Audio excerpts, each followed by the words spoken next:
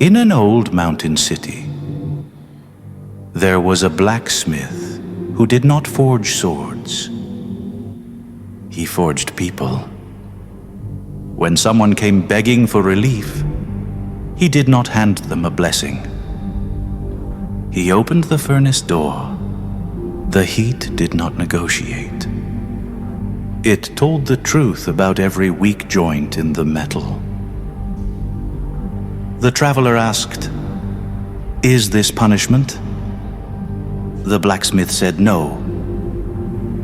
It is instruction. It is the only teacher that cannot be bribed. Then he looked at you, not the traveler, and he spoke like this was a threshold you either crossed or you didn't.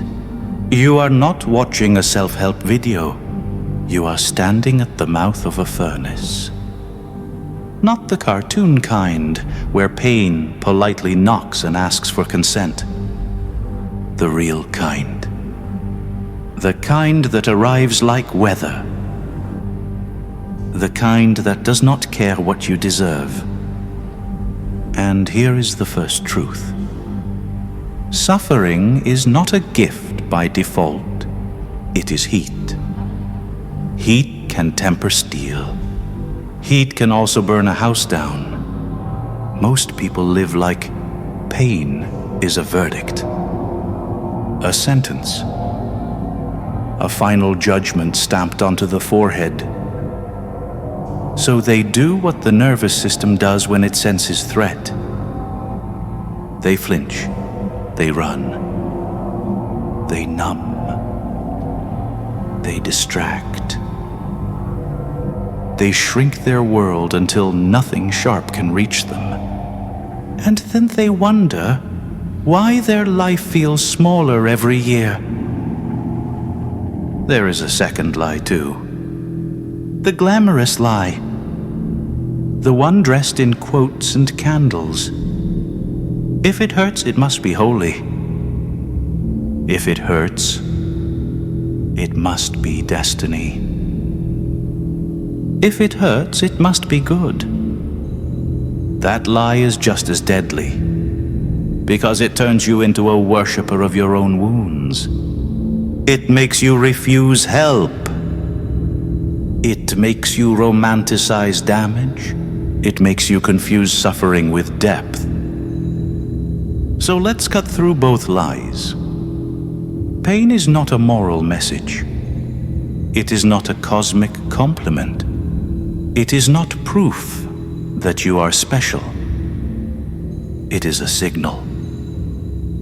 And signals can be used. If you are going to take anything from this, take this. The event is not what transforms you. The loop you run afterwards transforms you.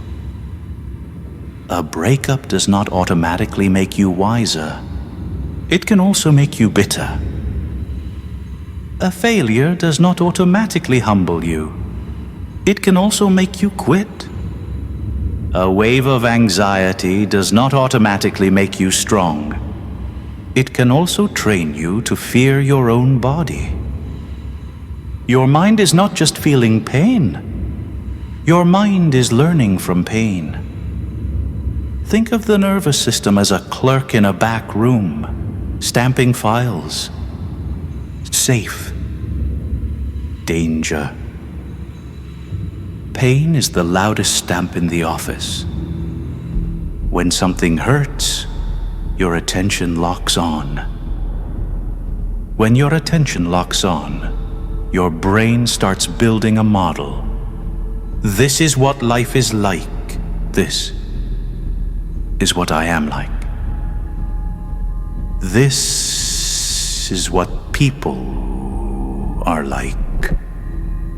And the more emotional the experience, the more glue it has.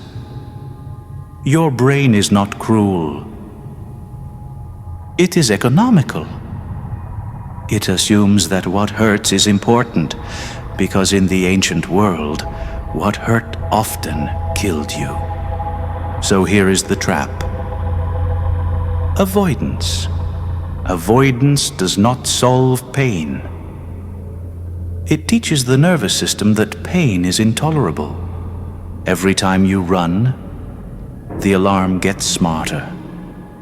Every time you numb, the alarm gets louder.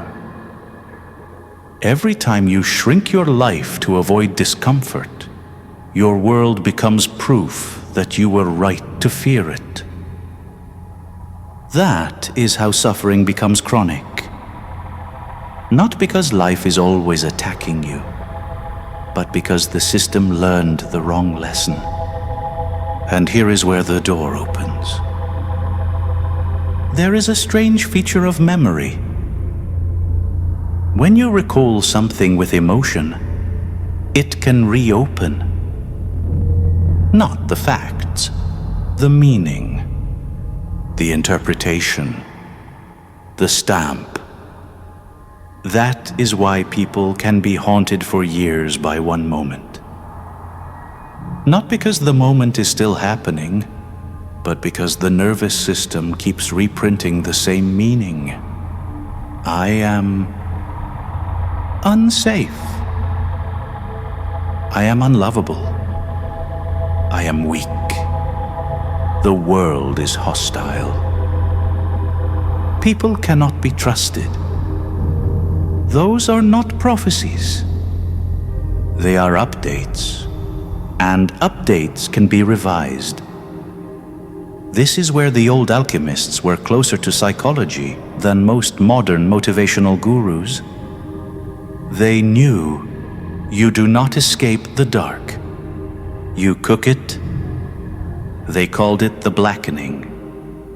The phase where everything rots, where identity collapses, where the old mask falls apart and you feel naked and stupid and exposed.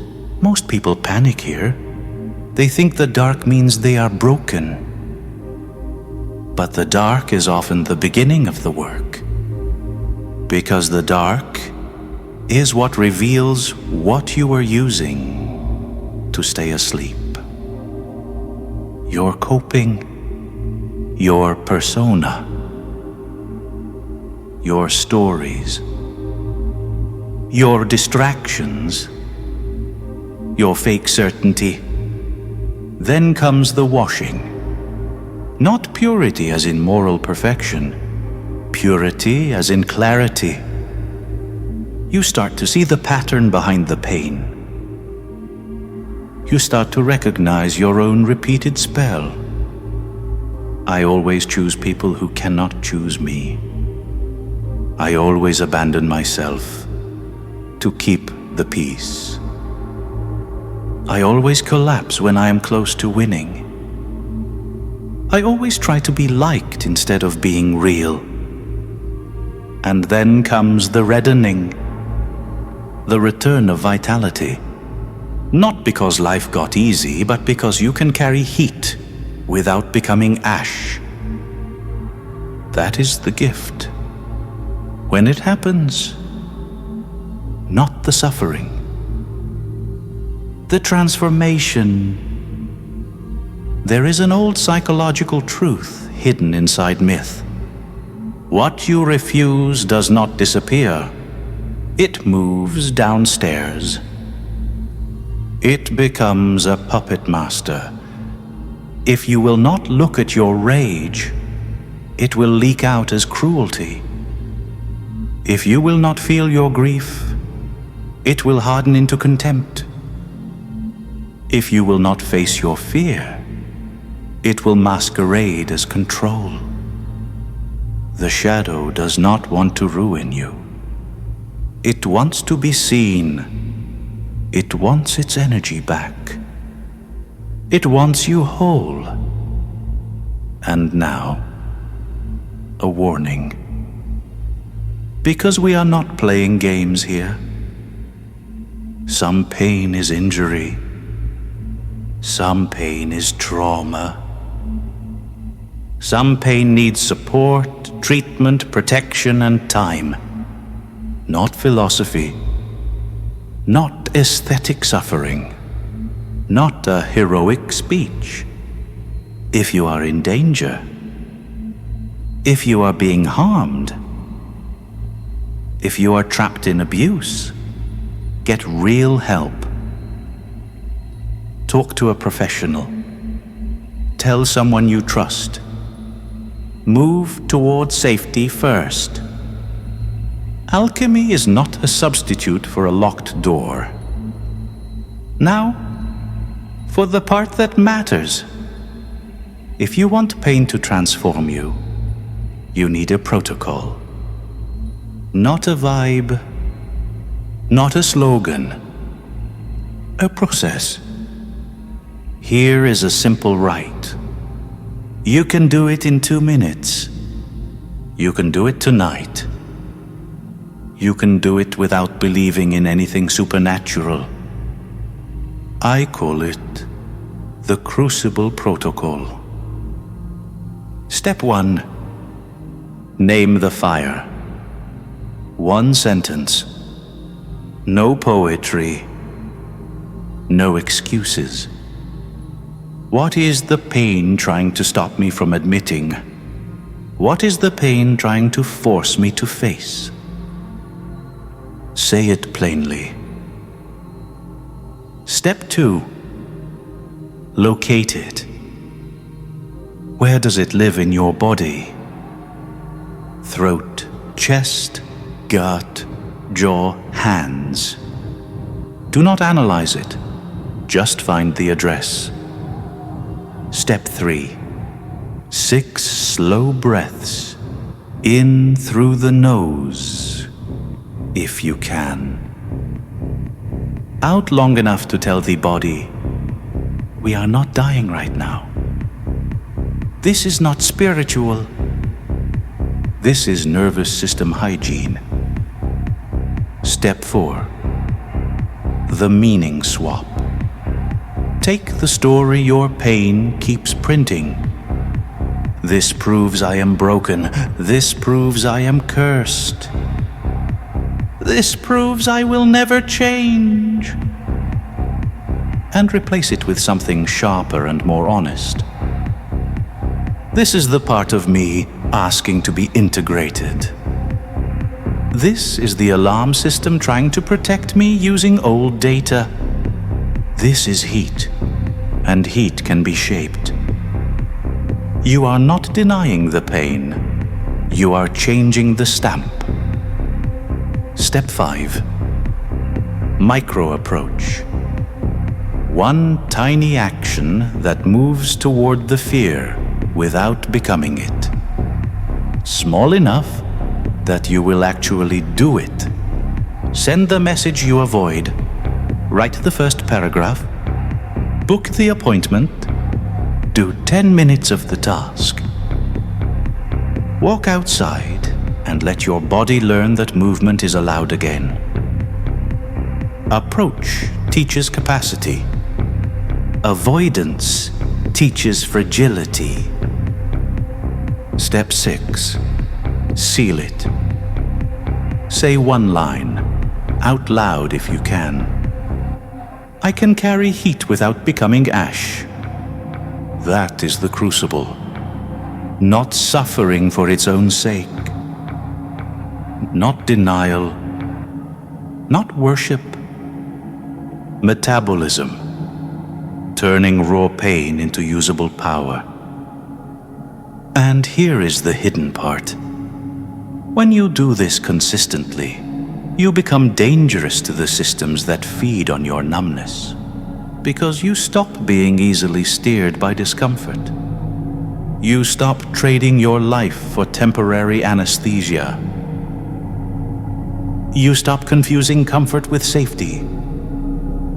You become someone who can feel and still act. That is transformation. Not because you got lucky, not because you manifested, because you learned the true skill. You learned how to suffer without being conquered by it. So if you are one of the ones who wants the real work, not the pretty quotes, not the cosplay. Comment one line. I hold the fire. And if you want more mind bombs that cut through the trance, subscribe. If this stirred something you can't quite put back to sleep, that's your cue. Step into the next layer with my book, Mental Magic for the Modern Magician. Remaining sovereign in a world that wants your soul. It's written to help you cut invisible strings and start running the ritual yourself. Then grab the free ritual guide and watch the initiation playlist to go deeper. Links are waiting below. Until next time.